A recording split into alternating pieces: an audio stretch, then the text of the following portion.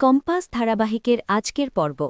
ধারাবাহিকের শুরুতে আমরা দেখতে পাই গভীর রাতে বিহান ও কম্পাস জানালার বাইরে দাঁড়িয়ে মুক্তিমাসির ঘরের দিকে নজর রাখছে। বিহান মনে মনে সন্দেহ করে যে মুক্তিমাসির আঘাতটা আসল নয়, আর পরক্ষণে কম্পাস তাকে পরীক্ষা করার জন্য জানালা দিয়ে একটি জ্যান্ত ব্যাঙ ঘরের ভেতরে ছেড়ে দেয়।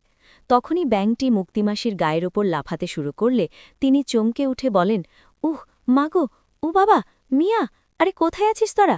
আরে দেখ না, আমার ঘরে কি একটা ঢুকেছে গো, তাড়াতাড়ি এসো। অখিলেশ, সেনাপতি, তাড়াতাড়ি আয় রে। তখনই তার চিৎকারে সবাই ঘরে চলে আসে। পরক্ষণে সেনাপতি বলে, মা, ও মা, কি হয়েছে মা, এত চিৎকার করছো কেন? তখন মুক্তিমাসি বলে, আরে বাবা, আগে লাইটটা অন কর, দেখ বেডরুমের মধ্যে কিছু একটা গুড়গুড় করছে। তখন অখিলেশ বলে, কি হয়েছে মুক্তিমাসি? তখন মুক্তিমাসি বলে, আরে বাবা, ব্যাঙ, আমার ঘরে একটা ব্যাঙ ঢুকেছে। তখনই সেনাপতি বলে, ব্যাঙ? আর অখিলেশও বলে, ব্যাঙ? তখন মুক্তিমাসি বলেন, আরে হ্যাঁ রে, আমার গায়ের উপর উঠে পড়েছিল। কিন্তু কোথাও ব্যাঙ খুঁজে পাওয়া যায় না, কারণ তখনই কম্পাস চুপি চুপি সেটি সরিয়ে দেয়। বাইরে দাঁড়িয়ে বিহান মনে মনে ভাবে, এবার বোঝা যাবে মুক্তিমাসির চোট আসল না নকল। অন্যদিকে আমরা দেখতে পাই সবাই চলে গেলে তখন মুক্তিমাসি সেনাপতিকে বলে, এই শোন, তুই যে আমার কথা বিশ্বাস করলি না সেটা আমি বুঝেছি, কিন্তু আজ সত্যি আমার ঘরে কেউ ব্যাঙ ছেড়ে দিয়েছিল, ঠিক যেমন কম্পাস করত। তখন সেনাপতি বলে, মা, যে যাই করুক না কেন, সে তো ধরতে পারেনি যে পুরো বিষয়টা তোমার নাটক। তখনই মুক্তিমাসি চুপ করিয়ে দিয়ে বলে, শশ, একদম চুপ, এই ঘরে এসব কথা বলবি না। যদি কোথাও রেকর্ডার থাকে তাহলে আমাদের কথাগুলো রেকর্ড হয়ে যাবে, আর আমার সন্দেহ এটা বিহানই করেছে।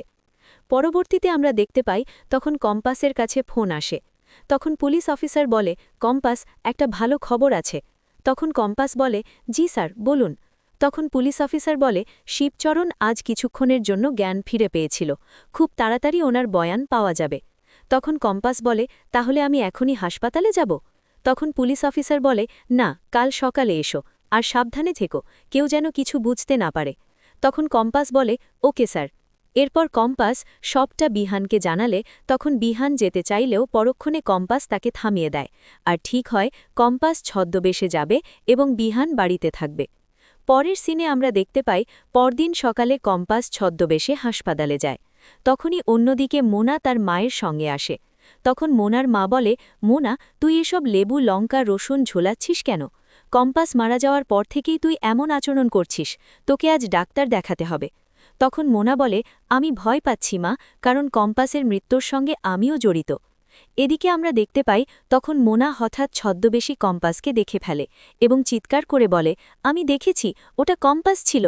তখন মোনার দাদু বলে, শান্ত হও, কি হয়েছে?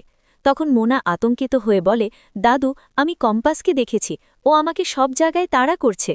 তখনই কম্পাস লুকিয়ে পড়ে, আর পরক্ষণে পুলিশ অফিসার তাকে ছদ্মবেশ খুলতে বলে।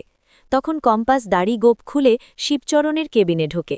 তখনই শিবচরণ তাকে দেখে ভয় পেয়ে যায়, আর ডাক্তার নার্সরা দৌড়ে আসে। অন্যদিকে তখনও মোনা চিৎকার করতে থাকে যে সে কম্পাসকে দেখেছে, কিন্তু পরিবারের লোকজন তাকে বোঝাতে থাকে।